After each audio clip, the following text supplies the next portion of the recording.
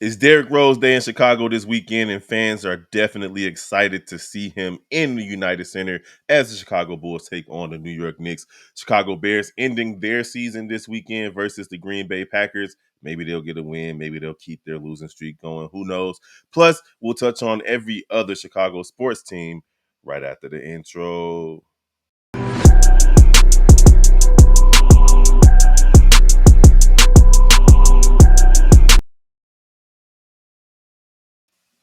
Good morning, Chicago sports fans. Welcome to another episode of Chi-Town Sports Central, your number one spot for all things Chicago sports related. It's your boy, Big Kev, host of Chicago White Sox Central, in the building, holding it down for the gang, Steve-O, and Q, and the rest of the squad as well. And we're going to jump right into the content. Chicago Bulls are honoring Chi-Town Southside legend Derrick Rose from Inglewood. Simeon Gray went to Memphis, came within missing a free throw of winning the national championship against Mario Chalmers in Kansas, and went to the NBA, became the youngest MVP of all time. That's a great feat. And of course, overcame a litany of injuries to sustain himself.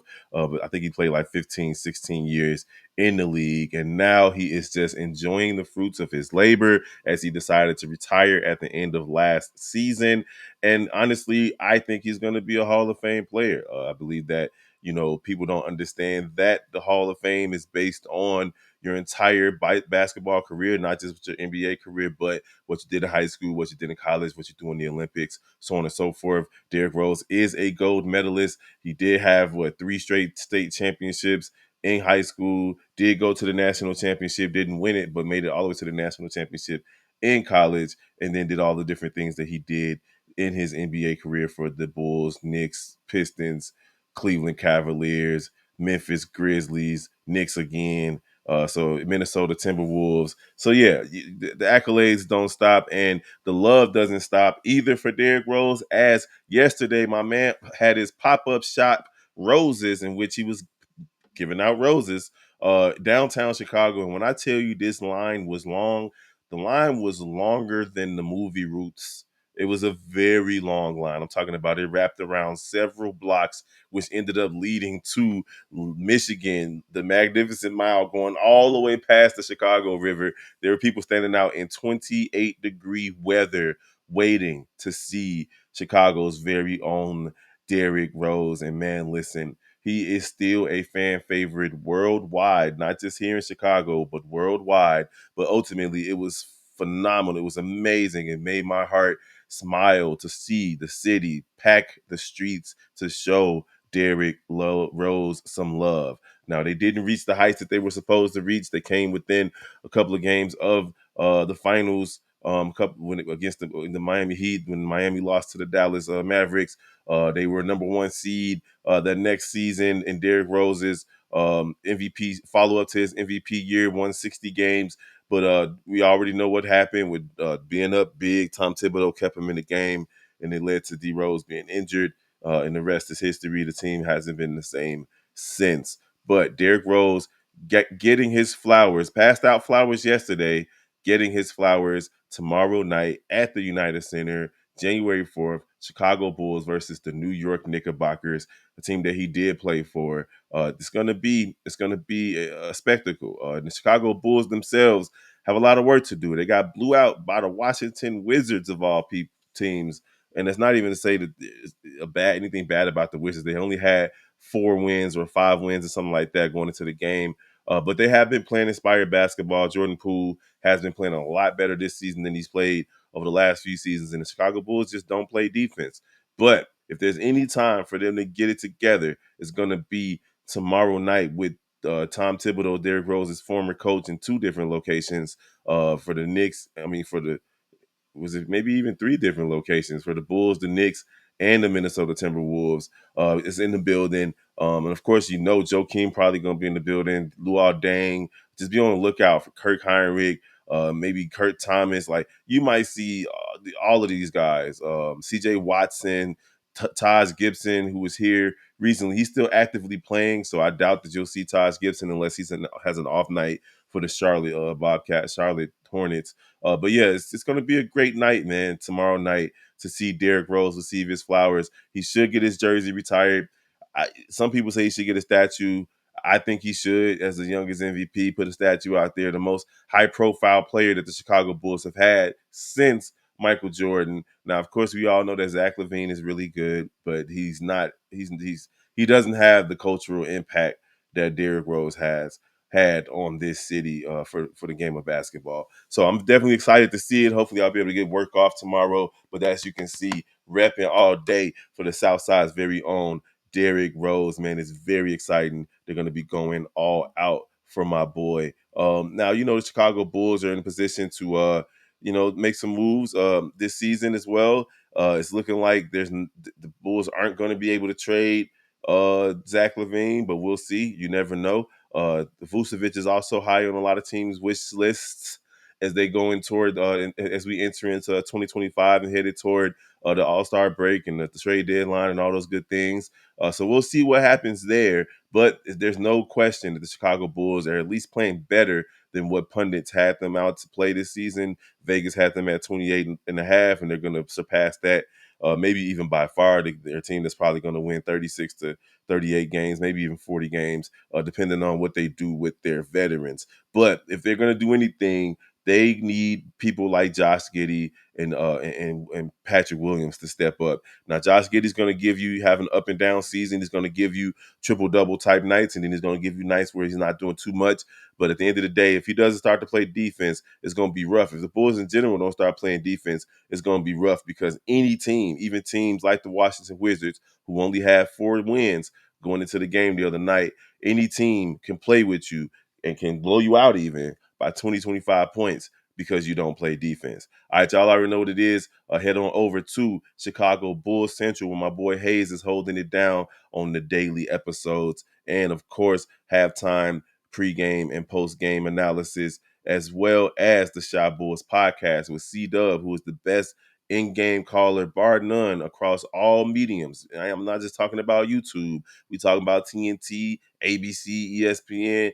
He does his thing. If you haven't seen C-Dub call a live game for the Chicago Bulls or the Chicago Bears, you're missing out. Make sure you follow those channels, Chicago Bulls Central and the Shy Bulls podcast with C-Dub and Bobby. All right, moving right along. The Chicago Bears are heading into the last game of what has to be considered most likely the worst season that I've ever seen from the Chicago Bears, considering what type of hype that they had coming into the season. 4 wins, sitting on a double-digit losing streak, going into Lambeau Field and on a team that didn't have to have any type of layover or letdown after Aaron Rodgers left. Made the playoffs the last 2 seasons, double-digit wins for them this season. Jordan Love, he's okay. He's not looking like a Hall of Fame quarterback, but he's looking good enough to get them going, keep them going. And we know that their coach is a great coach. Their defense is really good, and they're going to the playoffs. So I have a message for Chicago Bears fans.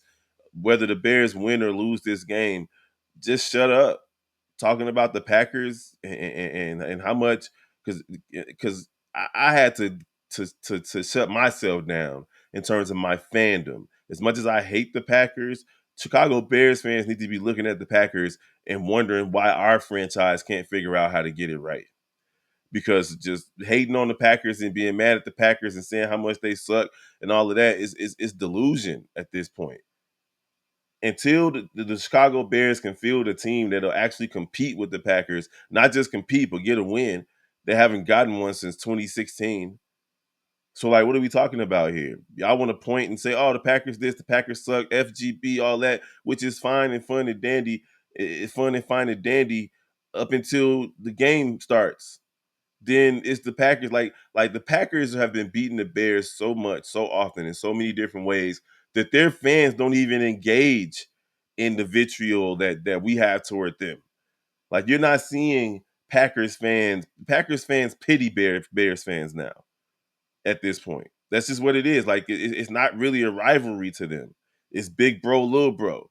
Even if the Bears win this game tomorrow, it's probably going to be against a bunch of third stringers. I mean, on Sunday, a bunch of third stringers and so on and so forth. And our fan base is going to take that and run with it and spend all day on social media talking about FGB, the Packers suck, this, that. It's sad that a divisional game against a team that's going to the playoffs, while we're sitting at 4 or 5 wins again, it's sad that this is the Chicago Bears fans Super Bowl. It's sad. Year in and year out, all we can hang our hats on is hopefully we can beat the Packers.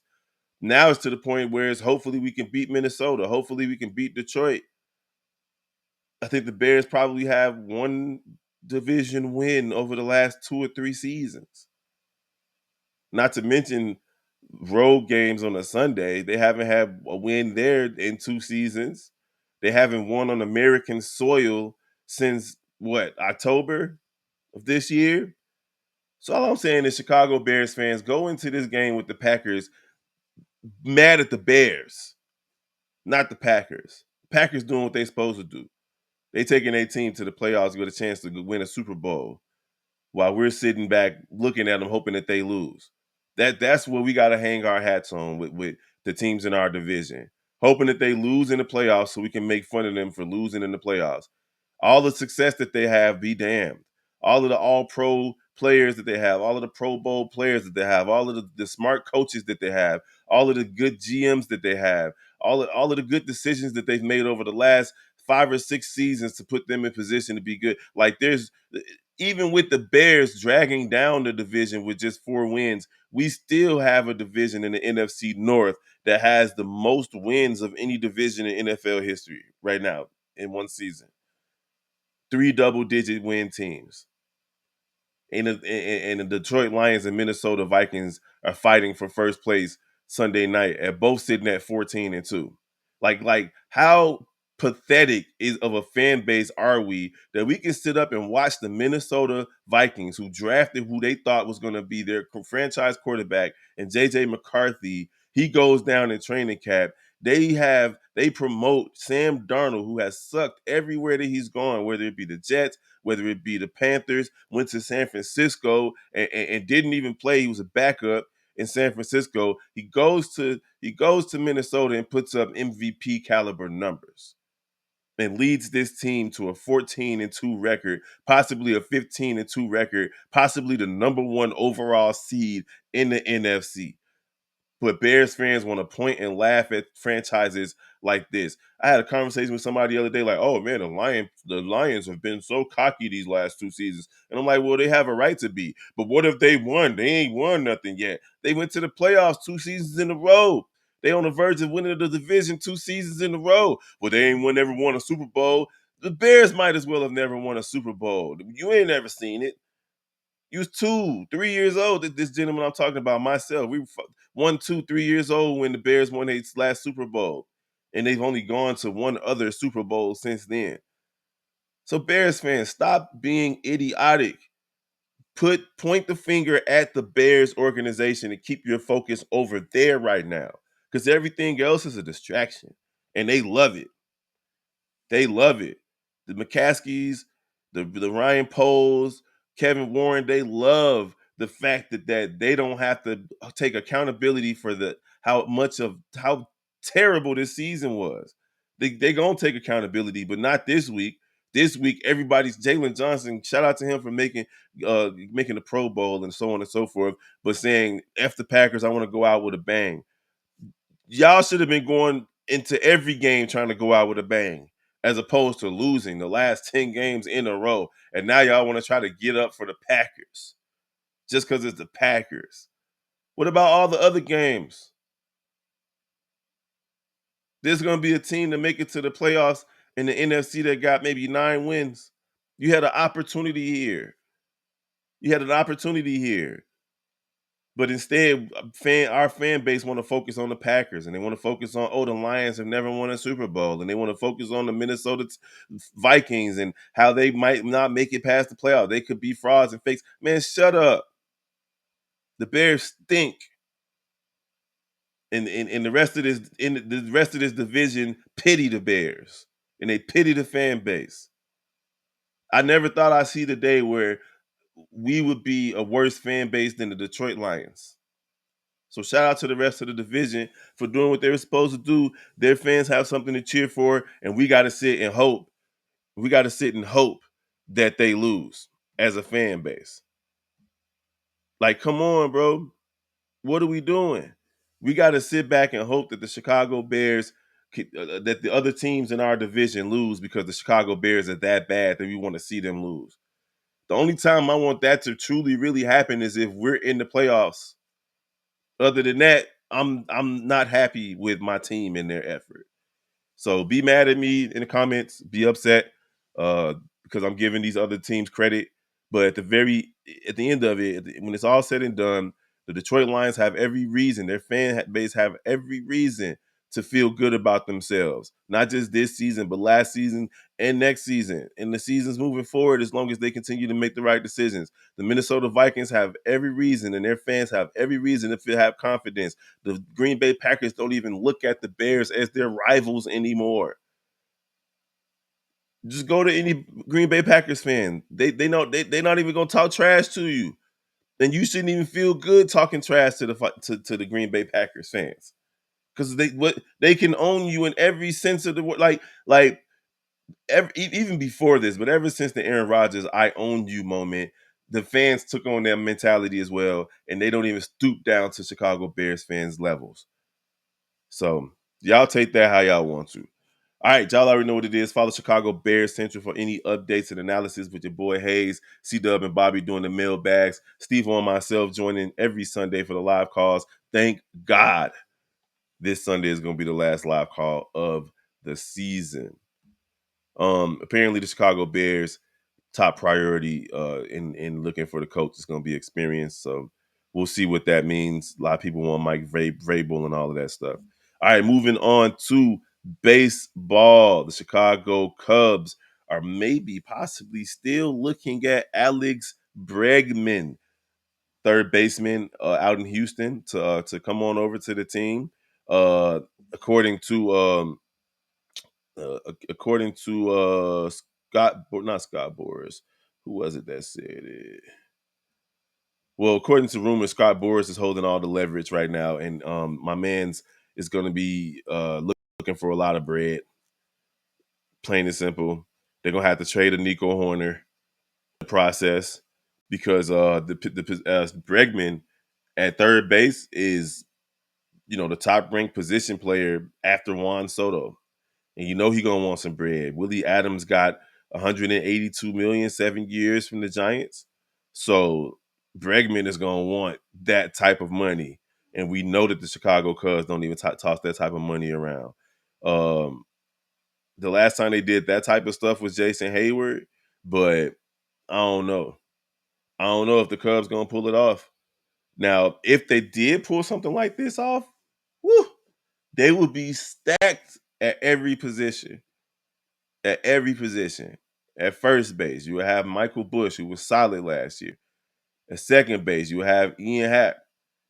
Third base, you will have Bregman. And then you will have your outfield of Tucker, of PCA. Who else is out there? You still got Suzuki. Like, man, like, woo. The pitching situation, Sasaki is still on the table as well.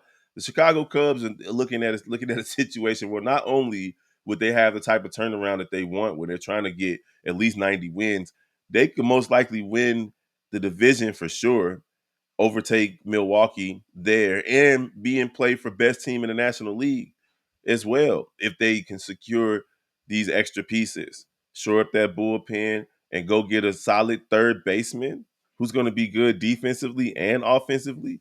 And speaking of offensively, we know that the Chicago Cubs struggled mightily offensively last season. They just didn't have any pop. They didn't have any pop. They couldn't hit home runs. 2 seasons ago, they were plus 100 runs scored. Whereas this last season, they barely broke even.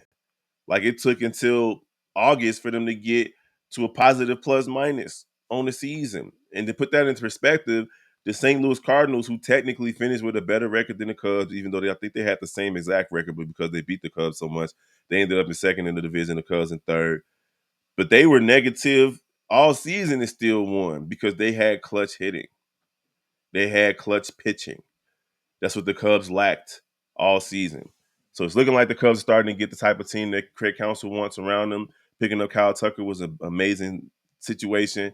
But if they can go give Alex Bregman, woo, and then Roki Sasaki, woo, you can't tell me nothing.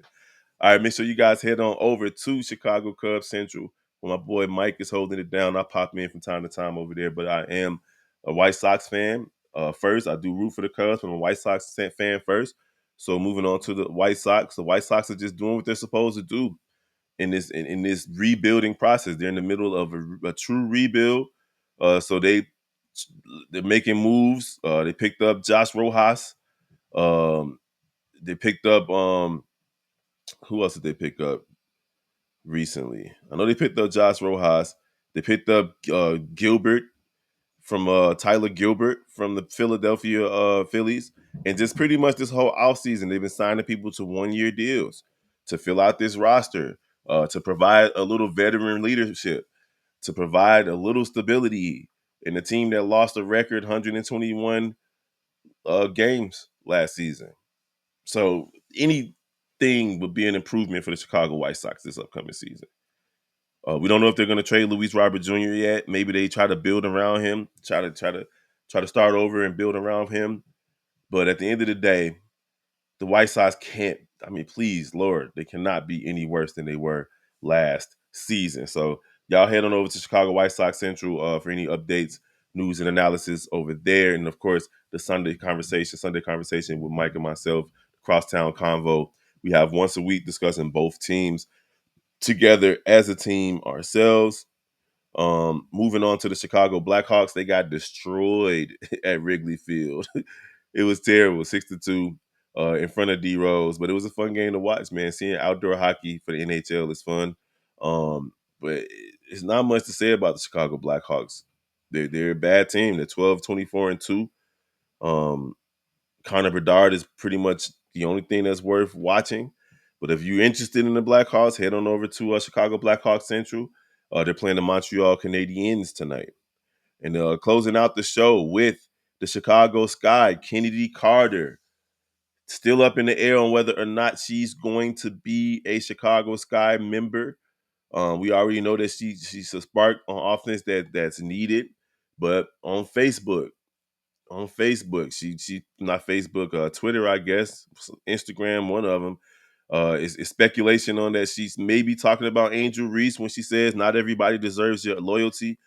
She wrote that accompanied by a photo of herself in deep thought, and then also commented on a post on Twitter in which Russell Westbrook said, "To be honest, my skill set was unique. They just didn't put me in a position to be unique." Now, this is something that he said way back before the season started. I was in a position where I was playing not my position, and she said, "Not gonna lie, I felt this." And this was she posted this. She retweeted this quote from earlier in the season from Russell Westbrook on January 2nd. So she's definitely contemplative about her future with the Chicago Sky. And that scares me because the only time the Chicago Sky looked like a real team last season was when Kennedy Carter was out there running the show. That's just the reality of it. Now I'm not gonna get into all of that. Or maybe she talking to Angel Reese and this that. Like I ain't getting into that. That's too catty. I think Angel Reese and Kennedy Carter should have a strong relationship. Some people might want to try to base it on how when she was with the Atlanta Dream, she got cut because she wasn't getting along with them, whatever. The Chicago Sky need Kennedy Carter, along with whoever they're going to be drafting in this draft, to become a playoff team and to get better and become a championship team again. That's just the reality of it. So people that's sitting here clamoring for beef and drama between Kennedy and Angel, let it go. Let's focus on the organization and Kennedy Carter. Let's see D Wade and the rest of these guys get this girl inked to a deal here in Chicago, because the last thing we want to see is her go thrive somewhere else, and we've seen it not just on other teams, but especially with the Chicago Sky, whether it's Sylvia Fowles or Della Don. It's like it's a lot. even letting Candace Parker go play for the Las Vegas Aces instead of sustaining a couple more years here in Chicago, doing a little transition period. But that's neither here nor there, man. So yeah, Kennedy Carter, stay here. This is where you want it. This is where the fans want to see you. You feel me? All right, y'all already know what it is. Head on over to Chicago Sky Central, where Hayes and Hayes and Steve-O are holding it down. So y'all know what it is, man. We appreciate all the love and support that we get over here on all the channels in the Chi-Town Sports family. And I ain't gonna do the Chicago Sky Bugs. Let me put that picture up real quick. You got Chicago Bulls Central, Chicago Bears Central, Chicago Sky Central, Chicago Blackhawks Central, Chicago's Cubs Central, Chicago White Sox Central, Chicago NBA Central, and Chicago the Shot Bulls podcast with C Dub and Bobby, man. It's a lot that we got going on. And check out Hayes. He's been writing articles as well. So just so much going on as the network grows, man. We appreciate all y'all support. Go ahead, like, comment, share, comment. Let us know what you guys think. Hopefully you start commenting so we can return the favor. We can reply to you guys. Other than that, man, we appreciate you guys, and we're going to holler at you all next time. It's your boy, Big Bro, host of Chicago White Sox Central. Peace.